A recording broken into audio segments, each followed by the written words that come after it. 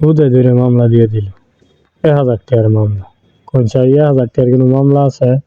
মামলা হইব বালা, তাহলে অপরাধ নাইগা বিদায় 1,000 টাকার মামলা দেয়।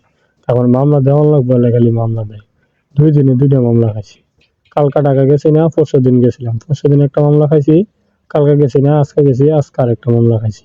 দোয়া করেন যে কাল্লা যাইতাম না, এর পরের দিন যাই না, এর পরের দিন যাতে একটা খাই এবং যাতে আমার হেড এক্সচেঞ্জটা পুরো হয়।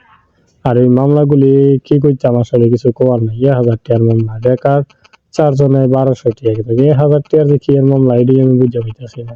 খালি মামলা দেয় 1,000 টাকা।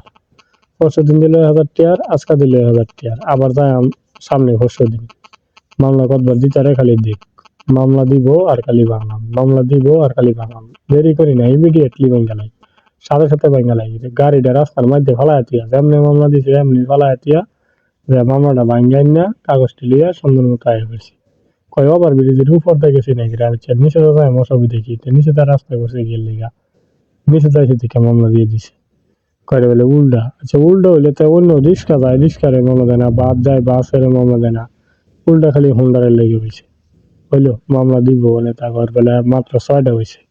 আমার দিয়া কয় মামলা দিছি মাত্র 6টা, আরো বলে লাগবে।